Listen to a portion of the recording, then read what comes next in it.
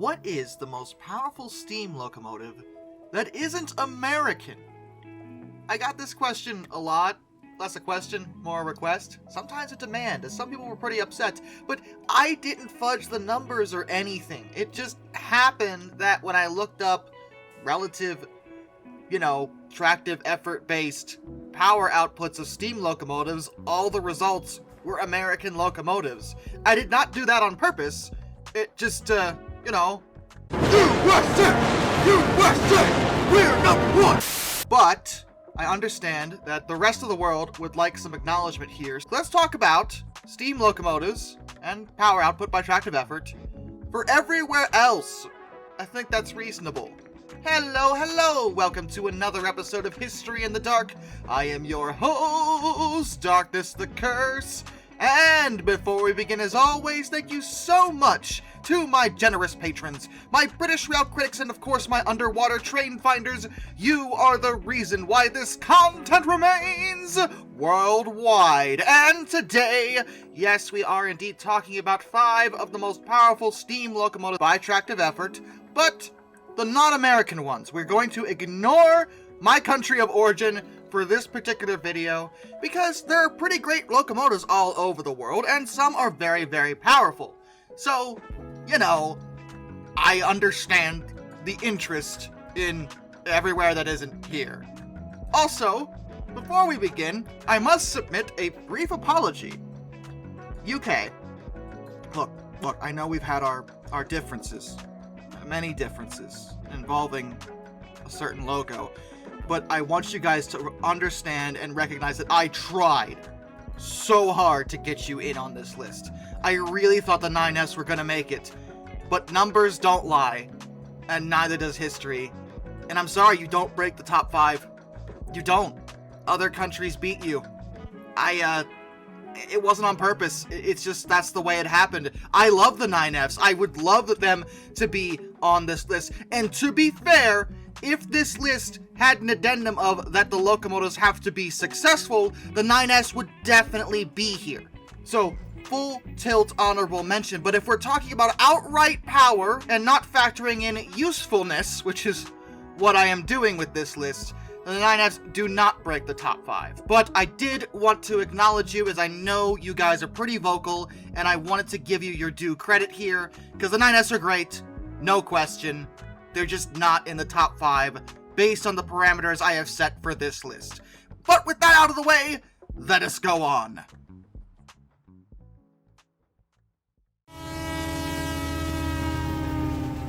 The DRG Class 45. Ah, yes, of course! Who else would it be but Germany? You guys are looking at the most powerful steam locomotives to ever operate in Germany, period, end of discussion. That's what they are. They are 210-2s, designed by the Deutsche Reichsbahn for freight duties. The original ones were built between 1936 and 1937 by Henschel, and then a further 26 were built and delivered by 1940, but with the outbreak of World War II, that put a hamper on building any more of them. They actually wanted more, though. They wanted another 103 because they were very good, but, war. And the 45s, as good as they were a lot more complicated to construct than the locomotives they decided to focus on during the war, because they needed simple and effective, not complicated and effective. But they were effective. And when I say they were good, I guess I should probably more say that they inevitably became good. At first, they weren't so great because they had a really bad boiler design, but when they replaced that and introduced a mechanical stoker, they were exceptional and continued to be until they were finally retired, the last one being taken out of service in 1968. To date, there is only one preserved example of the Class 45, 45010, which was actually very badly damaged in October of 2005 due to a fire that destroyed the locomotive shed of the Nuremberg Transport Museum. However, they did take time to restore her, and that work was completed in 2012, so she's still around as of the making of this video, and likely will continue to be in the museum setting. But how powerful were these locomotives? I'm ignoring that. Well, if you gotta know, their top-tier tractive effort roughly stands at 55,000 pounds of force. That's 245 kilonewtons. Now already you can kind of see why America tended to overshadow the rest of the world, because that's not even six figures, and yet it's still in the top 5 for most powerful ever. But they were really good locomotives, and are considered a high point in German steam locomotive technology. The Victorian Railways H Class. Heavy Harry! It's good to see you again! We like Heavy Harry around here. Harry's fun. Harry is the sole example of the H Class, which was meant to be an express passenger steam locomotive for the Victorian Railways. She operated from 1941 to 1958, and she was supposed to eliminate the use of double-heading A2 class locomotives on the overland services because of the steeply graded Western Line. But then World War II came along, and that meant they could only afford to build just one of the H classes. She was numbered H220, and she is the largest locomotive ever built in Australia and the largest non-articulated steam locomotive to run on Australian railways. Harry is a 484, technically making her a northern, and she was very powerful but also very heavy. That meant that even when she was built, the bridges along the route that she was supposed to run needed strengthening in order to handle her specifically. Due to wartime restrictions, that work had to be deferred, so she operated on the northeastern part of the line instead. She would actually never operate in her intended role, but she was extremely impressive and very successful in terms of performance. It was just that there was no need for such a powerful locomotive after World War II, and then the railways started to dieselize, so there were no more examples built of Harry. She was saved for preservation, though. The Australian Railway Historical Society lobbied heavily for the establishment of a railway museum in 1960, and Harry made it to the museum in 1962, being the star attraction there. Not only is she the only example of her particular type, but she also may be the only remaining example of a 3-cylinder 484. But how powerful was she?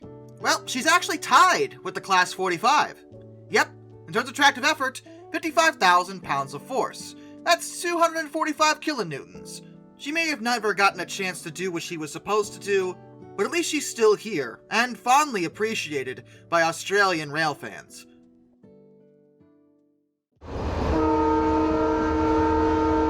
The new South Wales AD60 class locomotive. Australia 2 in a row! Look at you guys!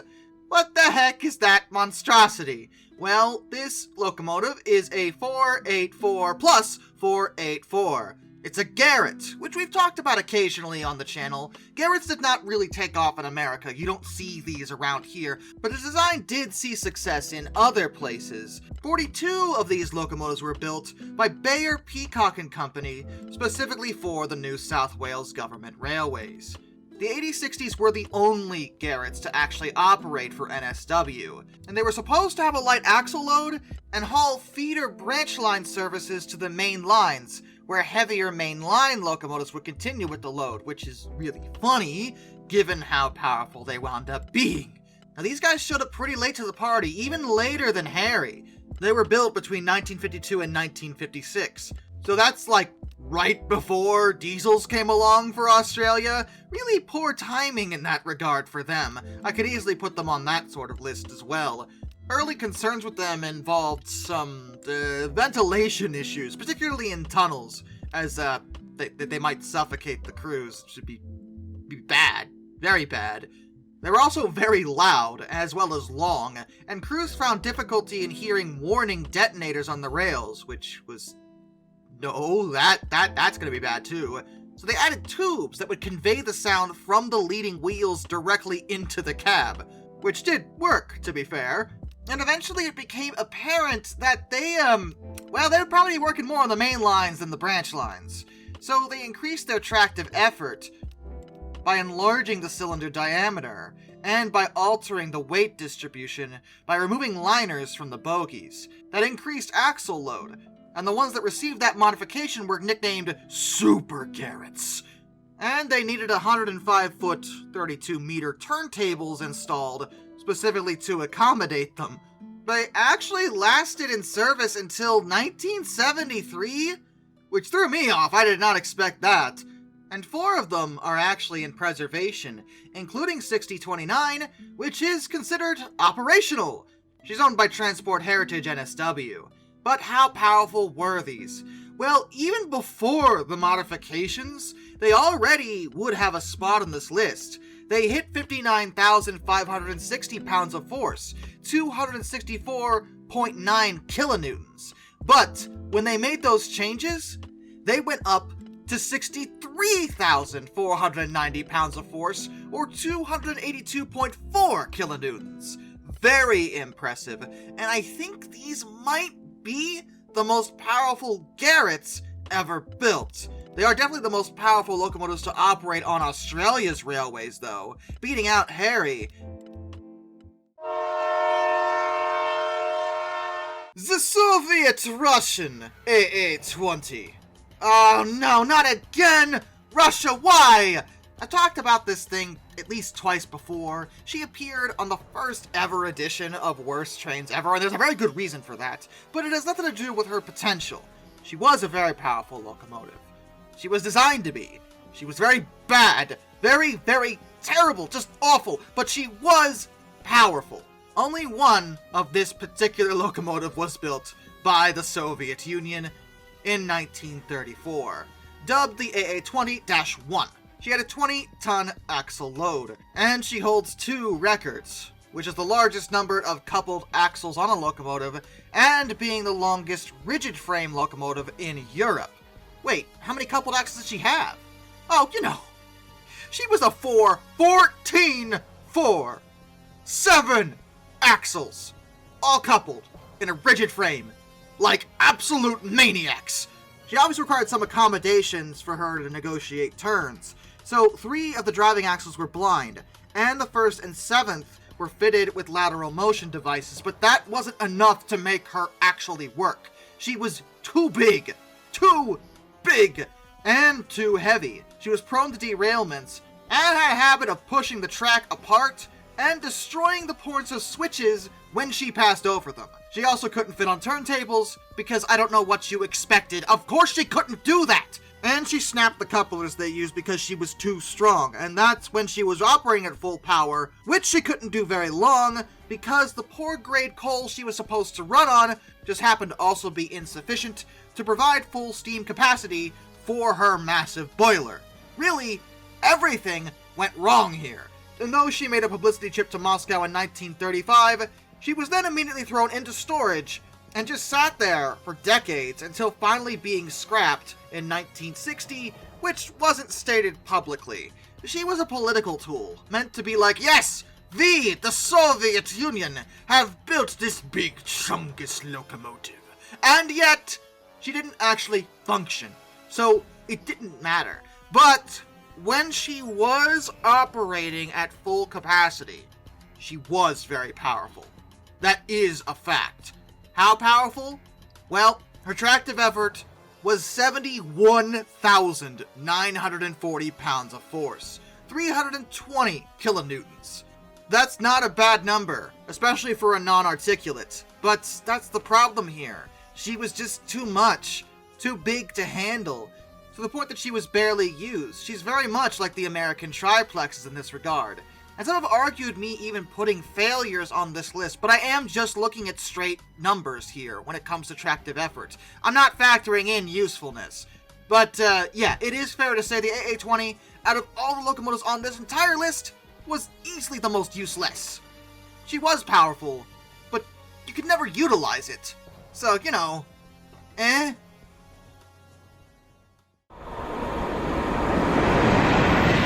The Franco-Crosti Boiler locomotive. But outside of America, who could possibly have the most powerful steam locomotive in history? Who could possibly be at the top of the food chain when it comes to sheer, unspeakable power? Well, believe it or not, when I really dug down into it, I actually did discover, and remind myself, that one locomotive in particular does beat out everyone else, including everything on the previous steam locomotive list. Oh yes, this one does have more tractive effort than anything in America. And it of course comes from the ultimate civilization, hailed as the example to the rest of the world in sheer technical prowess and political might. Belgium. That's right, it is the one, the only Belgian quadruplex locomotive. We have indeed discussed this absolute madness before on the Mad Science list, but good lord, Belgium, why? Why would you do that? Why would you ever do this? This thing was insane.